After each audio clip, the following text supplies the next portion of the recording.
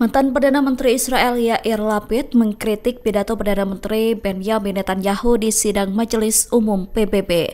Yair Lapid mengatakan pidato Netanyahu di Majelis Umum PBB pada Jumat 26 Agustus cengeng dan penuh dengan gimik berlebihan. Kritikan itu disampaikan Yair Lapid melalui akun X pribadinya. Lapid menyoroti pidato Netanyahu, terutama saat buronan Mahkamah Pidana Internasional itu menyampaikan pesan kepada para tawanan Israel yang ditahan Hamas di Gaza. Yang mana saat itu Netanyahu menegaskan bahwa dirinya peduli terhadap warga Israel yang ditahan Hamas. Netanyahu mengatakan bahwa militernya tidak akan mundur hingga para tawanan dibebaskan Hamas. Kalimat tersebut dinilai mantan Perdana Menteri Israel Yair Lapid sebagai retorika yang penuh dengan kepura-puraan.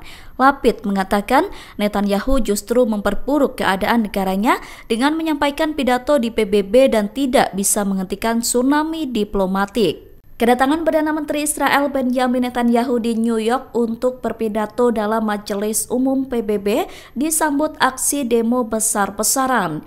Ribuan warga New York turun ke jalan memprotes kehadiran Netanyahu di kotanya pada Jumat 26 September. Salah satu peserta aksi bernama Al-Sharif Nassef mengatakan kehadiran Netanyahu di New York merupakan hal yang memalukan.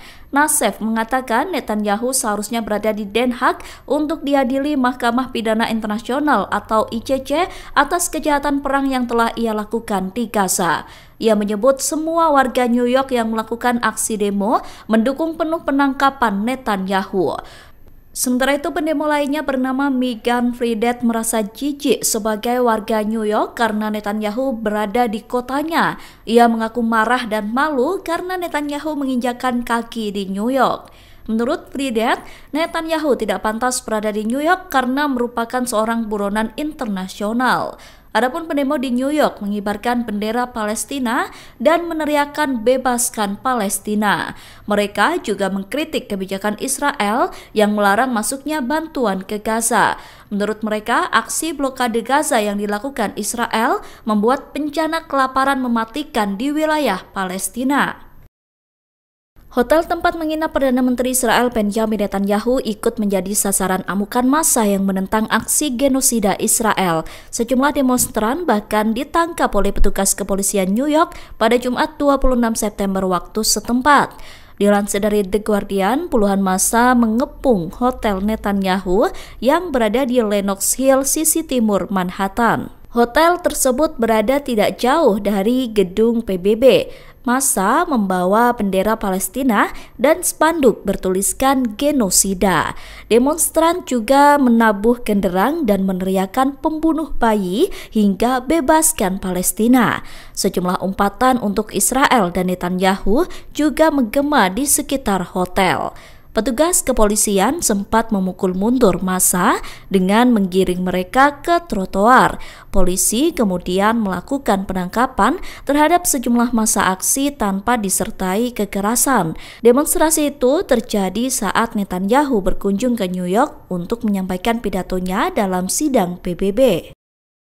Amerika Serikat bakal mencabut visa Presiden Kolombia Gustavo Petro. Kebijakan itu dilakukan Amerika Serikat seusai Petro ikut turun ke jalan gabung dengan ribuan massa unjuk rasa pro-Palestina di dekat markas PBB New York. Kabar itu disampaikan oleh Kementerian Luar Negeri Amerika Serikat melalui akun X-nya pada Sabtu 27 September. Kementerian Luar Negeri Amerika Serikat menyebut langkah mencabut visa Petro dilakukan karena Presiden Kolombia itu dianggap bertindak gegabah dan menghasut. Pihak Kementerian Luar Negeri Amerika Serikat tidak memberikan rincian khusus soal dugaan pelanggaran yang dilakukan Petro. Namun dalam rekaman yang beredar di media sosial, pemimpin Kolombia itu terang-terangan turun ke jalan ikut bergabung dengan massa aksi demo pro-Palestina. Petro juga sempat melontarkan kritikan tajam kepada Presiden Amerika Serikat sehari sebelum menyampaikan pidatonya di sidang Majelis Umum PBB. Petro menyebut Trump kriminal karena banyak anak muda miskin tak bersenjata tewas dalam serangan yang didalangi Presiden Amerika Serikat itu. Petro juga menyebut bahwa Trump merupakan kaki tangan genosida karena membiarkan Israel terus menggempur Gaza habis-habisan.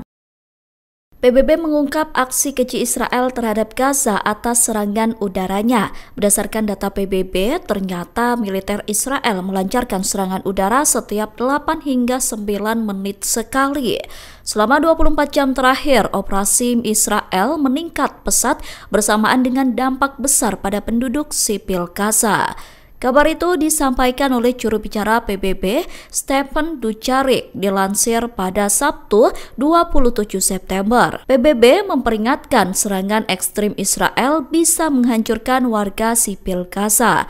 Menurut pemantauan PBB, sekitar 16.500 orang terpaksa mengungsi dari Gaza Utara ke Gaza Selatan hanya dalam waktu sehari. Dujarric mengatakan petugas bantuan masih berada di jalur pengungsian untuk memberikan pertolongan pertama, dukungan psikososial, dan menyampaikan resiko bahan peledak kepada para pengungsi baru. Di sisi lain, ia memperingatkan bahwa kondisi Gaza semakin berat. Hingga saat ini, ratusan ribu orang memilih tetap tinggal di Gaza meskipun kondisinya makin membahayakan dan tidak aman. Hidup ratusan ribu warga Gaza itu bergantung pada bantuan kemanusiaan karena layanan esensial banyak yang ditutup atau harus direlokasi. PBB mendesak agar Israel memfasilitasi penuh operasi kemanusiaan, termasuk pergerakan bantuan tanpa hambatan masuk dan melintasi jalur Gaza.